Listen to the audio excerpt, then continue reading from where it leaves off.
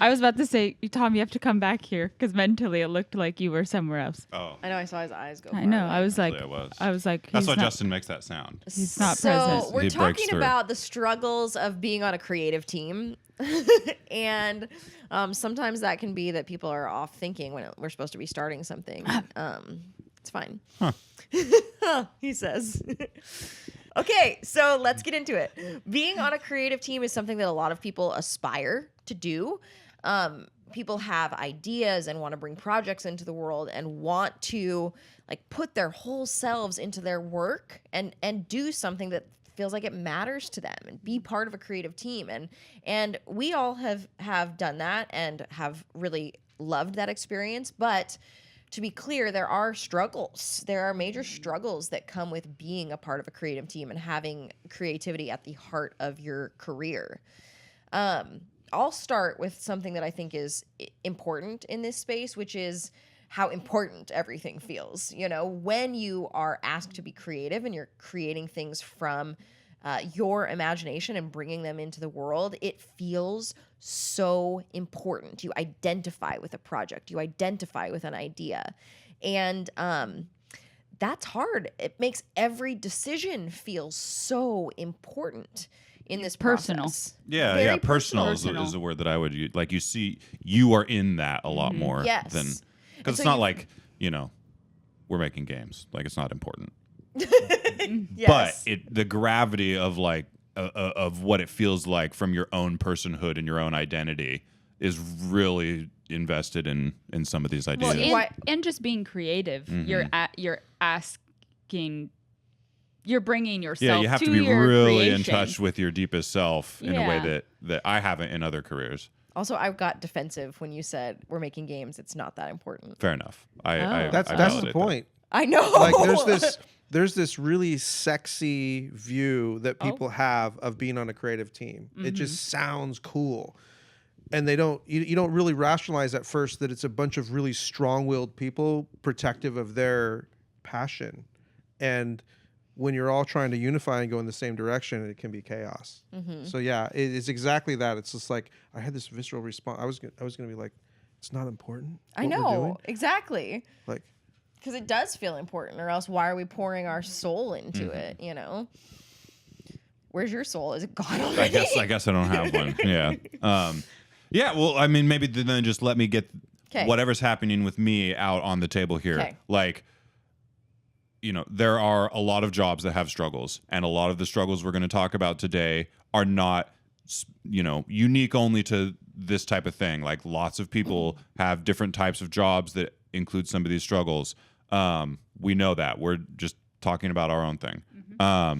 And there are, while our work feels important and becomes important based on why we're doing it and how we're doing it, at the very end of the day, like there are a lot of other careers that people have that we would say that work is more important for whatever reason. Like you are doing some humanitarian thing or, like you're a doctor. And, so sure, our work is important, but like I feel there's part of me that just lives in the YouTube comments. It's like, oh, you think your work is important? What about, and it's like, let's just, accepted, important other us. jobs exist. Yeah. They all have their own things. We're just talking about our thing right now. Yeah, and feels important to us, right? Because it pulls from a place that like we make up in our head instead of just something that we do with our hands, maybe. Right. And I'm not saying that those things aren't important too, but what feels important to us, and so that's why every decision about it feels important to us. Right.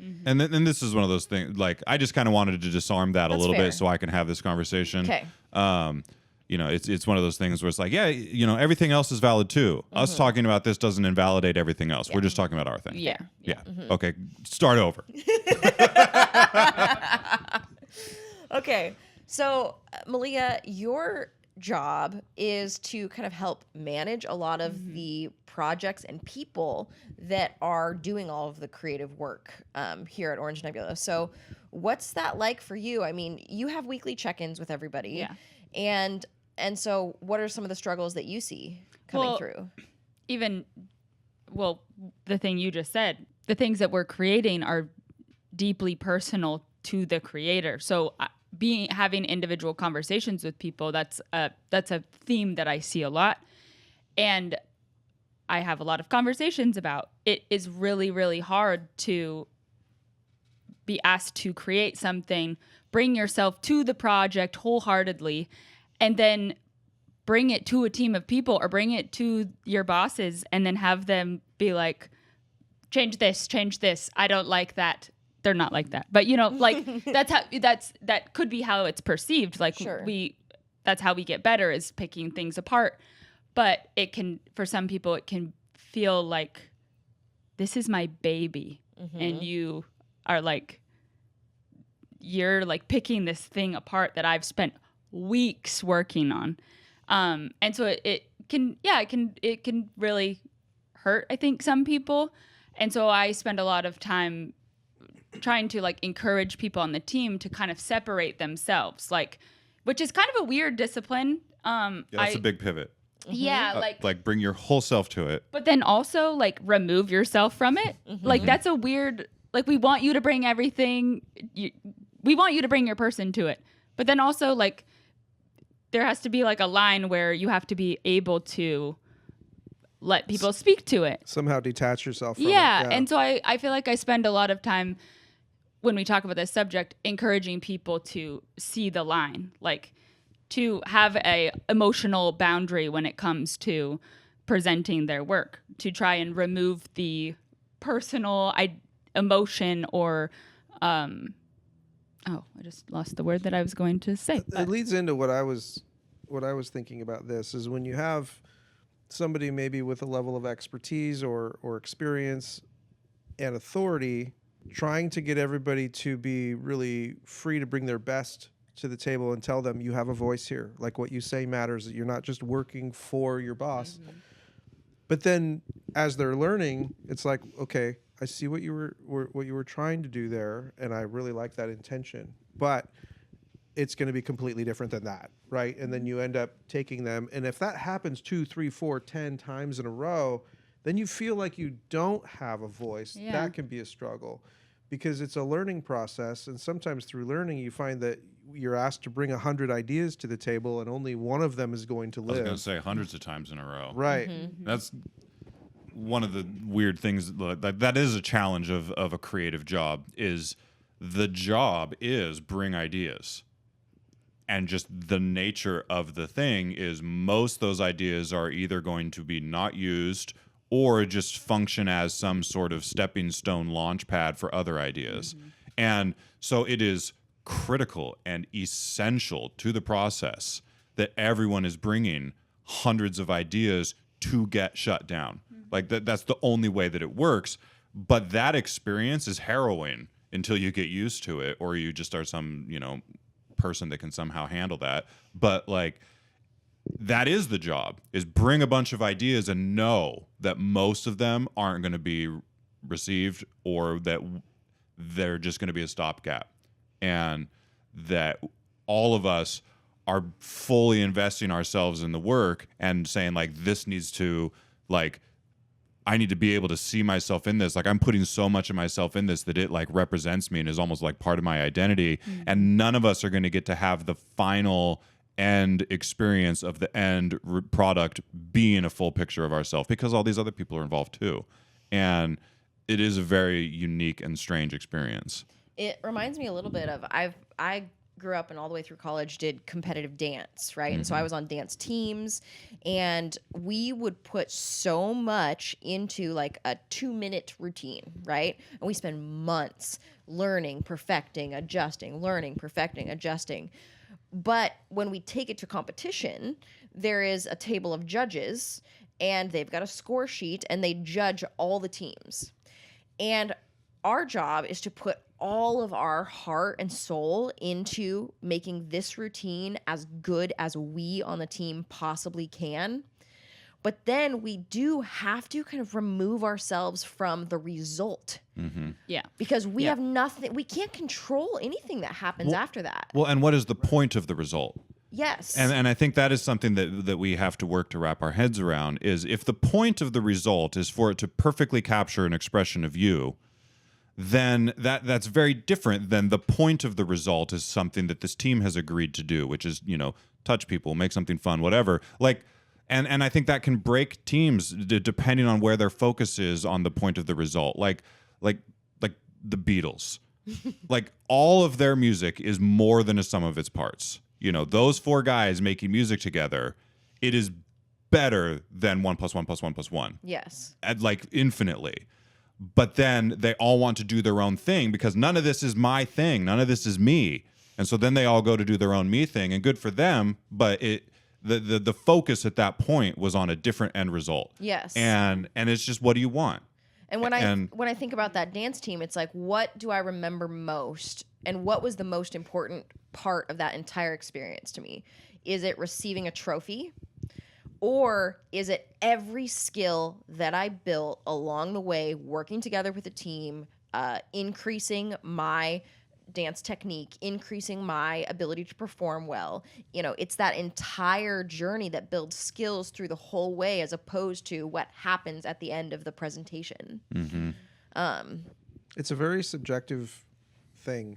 I remember designing Vindication and at one point realizing that I have to try to make this game fun for the aggressive player and the passive player and the player who doesn't want even to do competitive things and the player who just wants to go exploring. And how do I try to create an environment where everybody's subjective approach can be addressed in some manner without losing the soul of the game? And I think the same is true internally. Everybody comes looking through a different lens. And I remember a time like a year ago, Jared came into a discussion and we were talking about Spiritfire or something. And I remember at one point, he didn't have a full background to the game, but there was a portion of it. He's like, well, I just would not be interested in playing the game if it didn't have a decision point at this stage right here. And this is what I would prefer. And I'm just telling you, I just would not be interested. And I remember thinking to myself, number one, you don't have a full understanding of this. And number two, you're right. Because that's how you feel. Mm-hmm. And I remember at that point we were like, we have to put a decision point at this part of the game, but it can't be just the way that he was thinking about it. We have an opportunity to address that. And I think that is the hesitation part that happens in the decision-making process when you're processing all the extrapolations, because you can go on forever and be like, oh, we could change it again, and we could change it again, and we could change it again, and never produce anything. Because in the pursuit of perfection, time elapses, and then at some point you die before you get it done. And I don't want that. So... And I think part of what we're describing is there's this like maturing process that happens to your relationship with your own creativity that is just, for most people, I think, is kind of the standard arc. Like growing up, when you engage with your own creativity, it's for you, like I'm writing because I want to express something about myself, or I'm trying to understand the world in a new way, or I'm engaging with art for those same reasons or whatever. And so the thing that makes us fall in love with creativity is what it does for us, or then, sometimes what like the effect that it has on other people. But then when you come into a group, like that relationship that you have built with your art and your creativity has to change. We can't all bring exactly that in. But then we need to hold on to that so that it stays pure and real. And so it's like, how do we, it's not, you need to change your relationship with your creativity. It's that you need to not desperately, but like you need to passionately hold on to that, but also grow and flower something else in addition to it around it. And that's such a good point. That's something that I've had to encourage some people who on our team who they are kind of feeling like, okay, well, I'm bringing myself to this, but it's not necessarily what I want to be making. Right. So I'm going to throw in the towel and just do what they tell me to. Yeah. And then they kind of lose the passion for it. And I've had to say, well, hang on a second.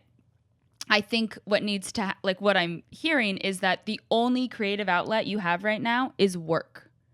And it's not just because you want to create. So I trying to encourage people have work over here and do your tasks and do your, and bring yourself to this, but you're not getting filled up by it is kind of what I had gathered.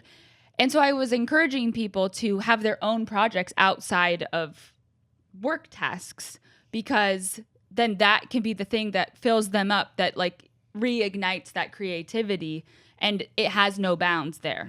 Whereas at work, it has bounds because we're a whole team of people. And so I try to encourage people to hold both, to cut out time for both. I think that's very wise. I also think that, what we're seeing in a person that you're describing, experiencing something like that, is they are on a journey of their creativity maturing. Yes. And I would posit that they are like, right now, the only way they can see their creativity being like real and substantive and valuable and what they want it to be is if it's being executed exactly like it is in their head. Otherwise, this is a waste. Right. And so it's like, no, you need to you need to sort of grow your relationship with your own creativity to where you can be having fulfillment and expression of self in a group project. But along the way, it's wonderful to do some other things on the side that let you just do your own thing. And but there is a way to have shared work, have that same experience. That is a very powerful lesson too, because I remember coming out of designing Vindication, primarily myself, and you go into play testing and you're like, okay, they're breaking everything, or I overlooked a bunch of things, or and you almost feel like it's a group think at the end, or like the group has made this, and then you kind of come into the situation where we have a lot of minds and a lot of opinions and a lot of ideas coming together. You do sacrifice your personal vision to a certain extent, but for the benefit of many. So like it is a Gestalt idea. The sum is greater than the total of its parts, or the whole is greater than the sum of its parts. There we go. I think that the strongest work in the world has to go through that portal, because if it doesn't, it's just you and your limited vision, and it doesn't touch as many people, and it's not an invitation to other viewpoints and other perspectives, and it's just not going to be as impactful to as big an audience. And that's okay if it's your personal work, if you're doing this for yourself and it's your journal or your notebook or whatever. But I also think that if you don't share your work, it dies with you, and that's tragic in a way.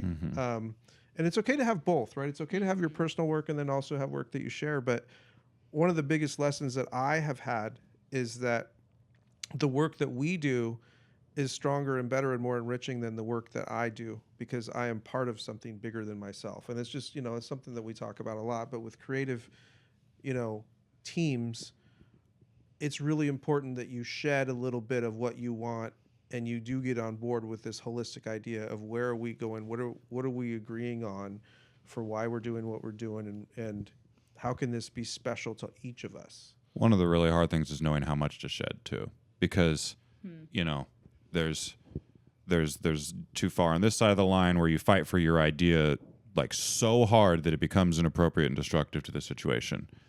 But then there's this other, you can pivot the other way where you're just like, whatever, at whatever you guys say, whatever you say, boss, is like something that, like, if anyone says anything like that to Mark and I, we're just like, you were in the wrong place. Like, get your head in the game. Is not whatever you say, boss.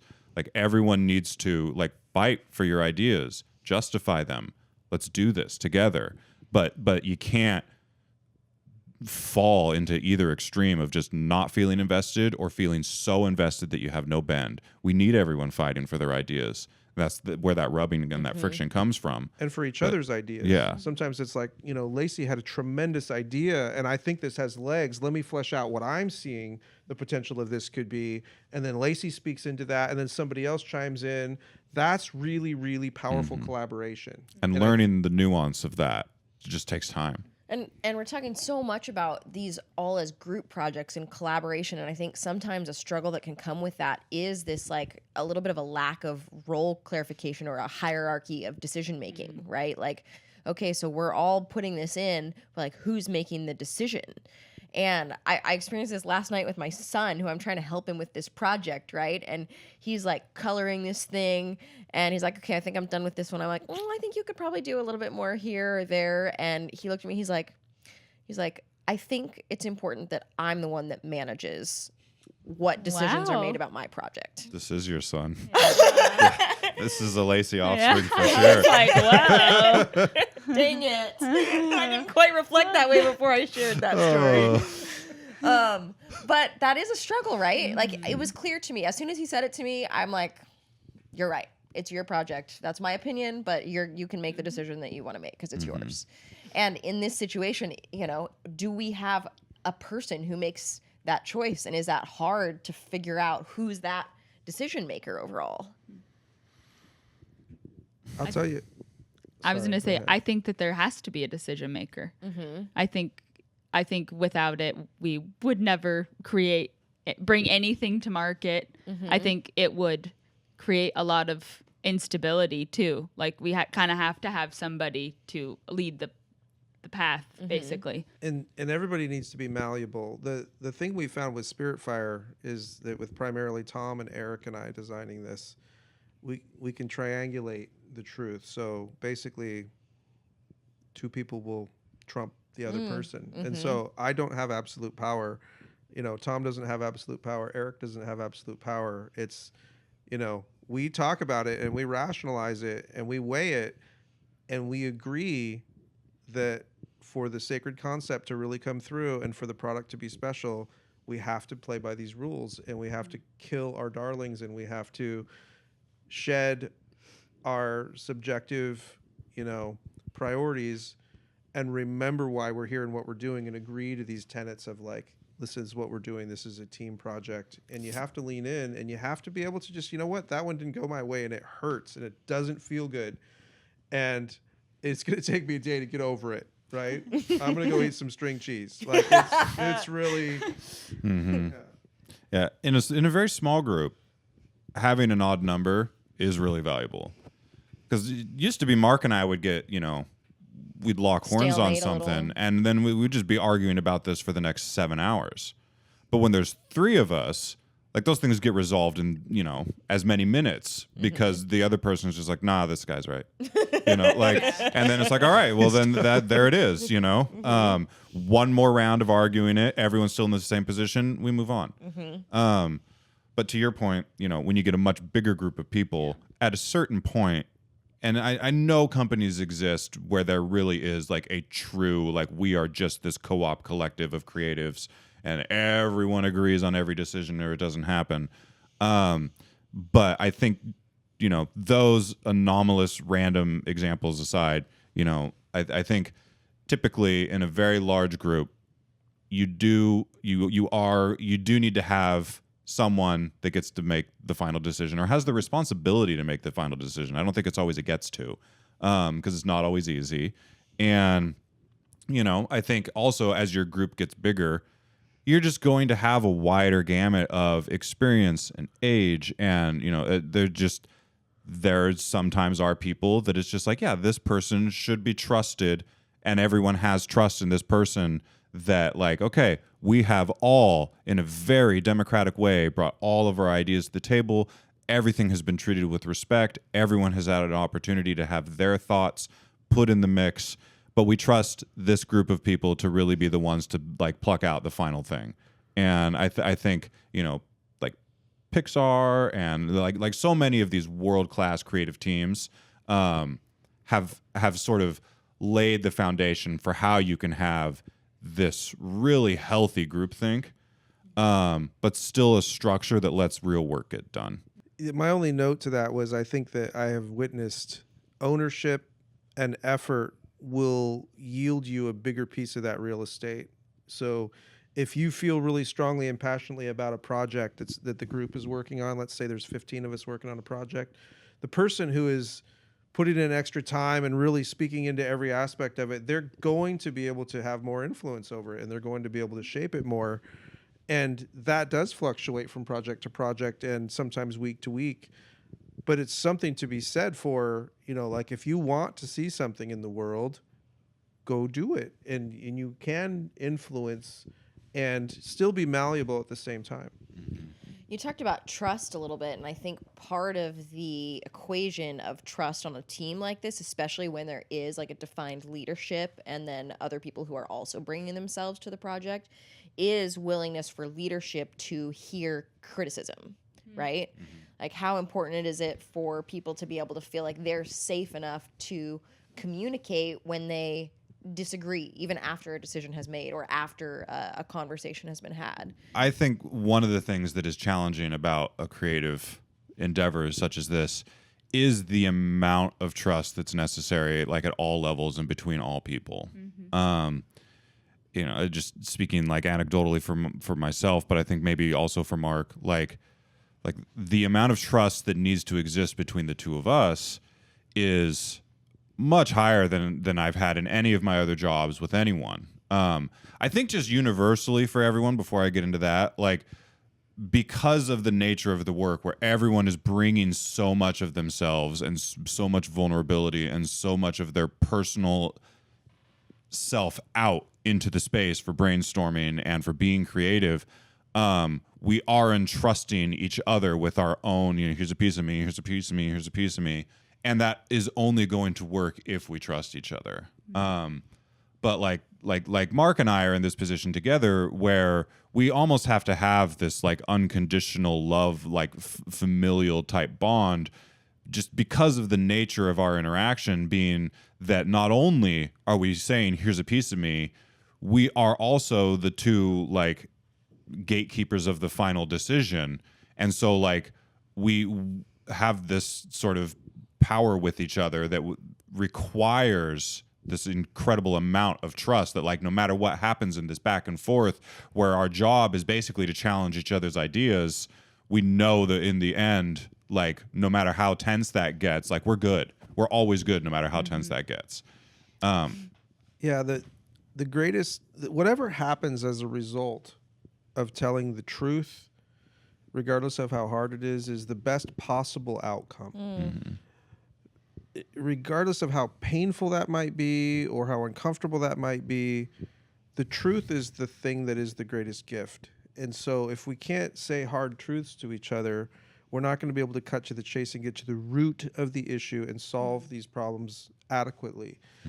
And it goes at all levels. And I think, you know, we try really hard to foster that, not just from top down, but from bottom up as well. I would love we have an open door policy here. I would love for anybody on the team, if they have an issue at a very high level, they can come talk to me about it, but they can talk to anybody else on the team and say, hey, you know, or they can come to me and say, hey, Mark, I think you could have handled this differently, or I felt really weird because this thing happened and I just wanted to share that with you. I feel weird and awkward, but like I couldn't just keep it inside. I wanted to just like, that's the healthiest action. And so we do try to foster that because it helps us make better decisions. It helps us trust each other and it makes us better. And I like receiving that information because it makes me better. Like I haven't arrived anywhere, you know? I think also I feel like your heart is to have that trust with the team for them to share openly with you. But I also challenge it a little bit only because I think your position makes it feel like they can't always say what they think or can't always bring it to the table because you're their boss. Yeah, I do. And that's a struggle. How do we manage that? How do we, you know, push that boundary? It is. And I think often what I see is people are afraid to interrupt my day because I'm busy, or afraid to interrupt Tom's day because he's busy. And they oftentimes will say, well, maybe I'm working on something not as important because, you know, he obviously knows what is important. And I would like to break that if we can and say, hey, listen, maybe I'm too busy right now, but can we schedule a time to talk? Because I think that's important. I don't want to push it off 2 weeks either. Like let's squeeze it in. Like let's make a time. And so we do try to foster that because that is what trust is built on, is not good intentions, right? It's made on actions. And so it does take time to build that trust. And I think everybody's a little different with how they earn trust with individuals. You might say, okay, well, this person is really open and warm, and I just intrinsically trust their personality type a little bit more.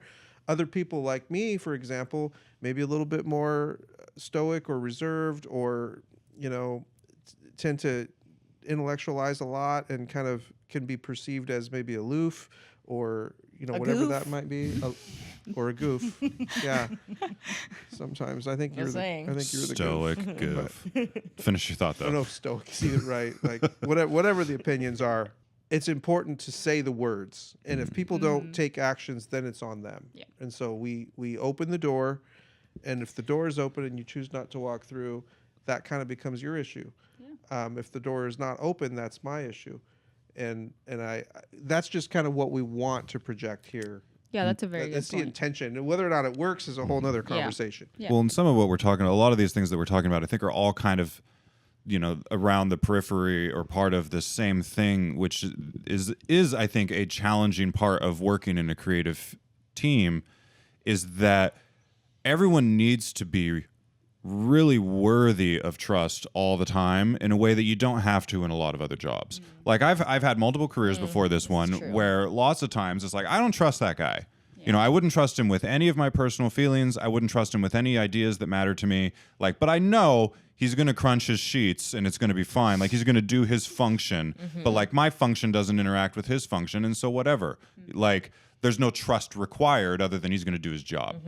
But the nature of everything that we're doing here requires a degree of vulnerability, because what we're doing is sharing ideas and shutting each other's ideas down, or adjusting each other's ideas, or massaging our ideas, or like, and so it's just like everyone puts their heart on the table, and then our hearts have to do stuff together.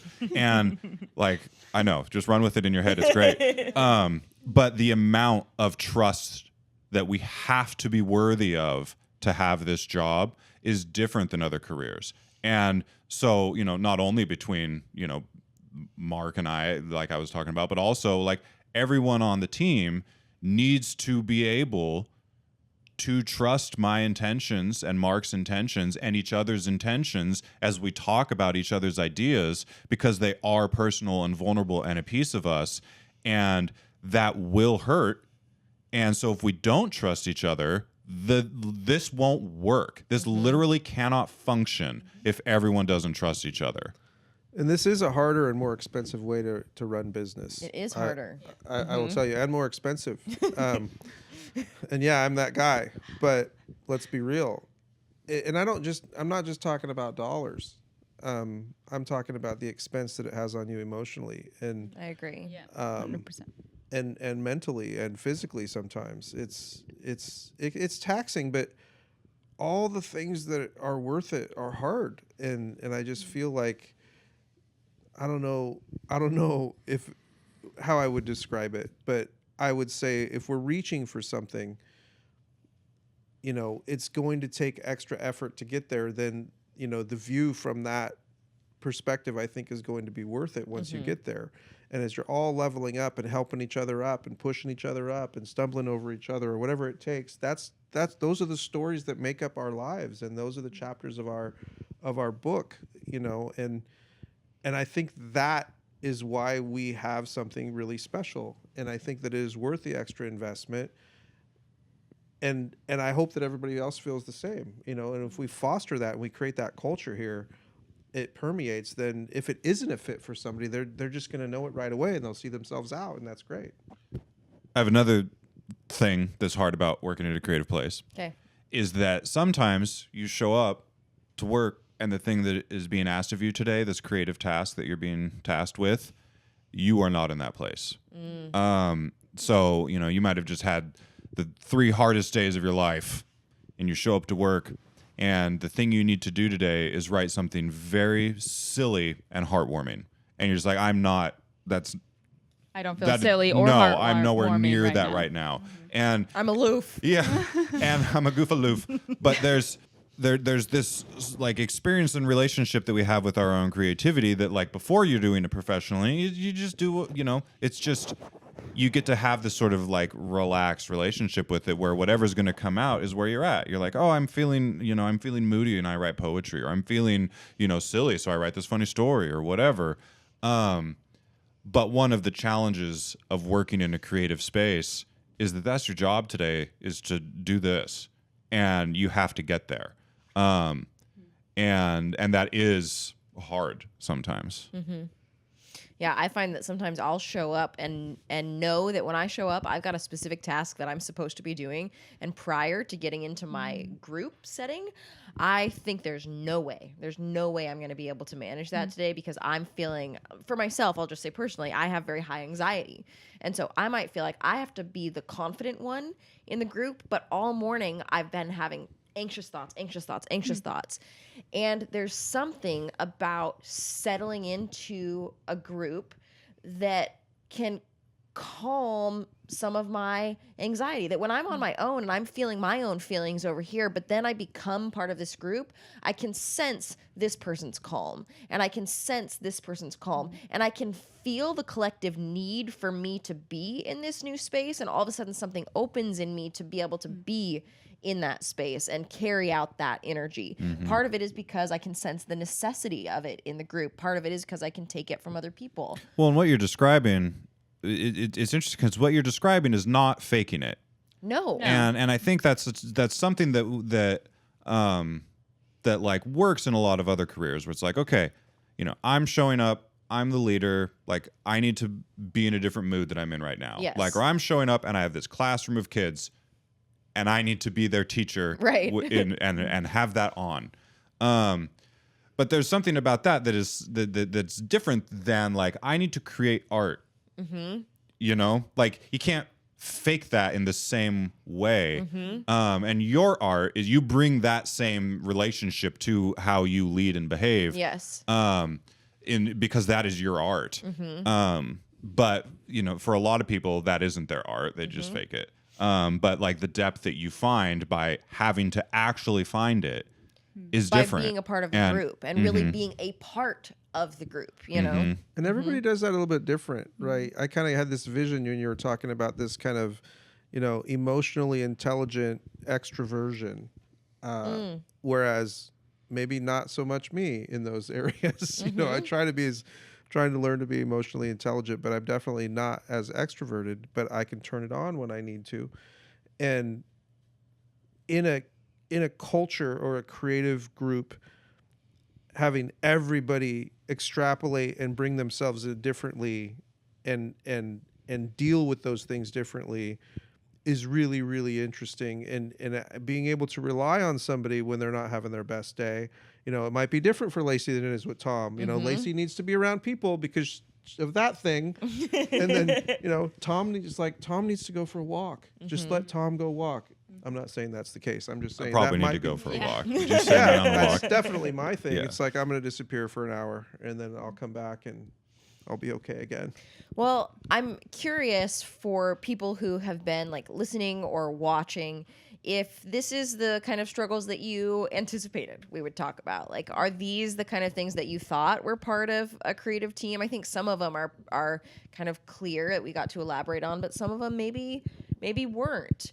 I'm also curious, like, how many people who actually listen to the Outpost or watch the Outpost are, one, on a creative team already and so can relate to what we're experiencing, or two, want to be and are like dying for the opportunity to have these struggles. Or three, are you realizing that you're on a creative team and you didn't think of your job that way? Yes. I think listening to this, people could be having that realization that like, oh my gosh, this is my experience.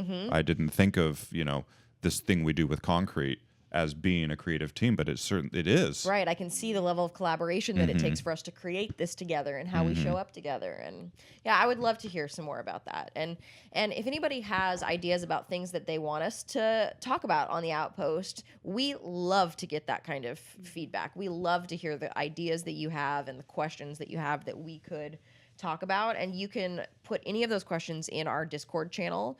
You can go to orangenebula.com/Discord if you've never been there before and you don't have us there. So just find us, okay? Let's talk about it. Stop being so aloof. Is that too many times for that joke? I liked it It's though. fine. Yeah, stop being such a goof. Yeah. Aloof, the word itself feels like a hug. I know. That's why I kind of riffed off it when it came. It's fine. I like it.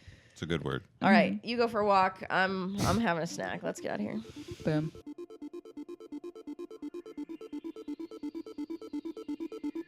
I hated the Wiggles. Like anything hated it. You have a real, actual take on the Wiggles? Because play like music videos on Disney Channel. That was the Wiggles. That's the only like. And they play the stupid fruit salad songs. I'm sorry that you have Wiggles trauma. I'm last on the list. Is that what you're saying? Creepy as hell. There's no more ball pit. Oh. It's not even Chuck E. Cheese anymore. Justin, this morning, I was meeting Malia for coffee. She got to the coffee shop, and then she texts me, and she says, Tom, she said, I don't have my wallet. I thought I did, but it was a fig bar. Do you barter with fig? You know how everyone always mistakes their wallet for a fig bar? It was that. That's disturbing. That is disturbing. That'd be It was like disturbing for that'd be like me. Mark and I being like, you know what we should do? And the result is the Wiggles.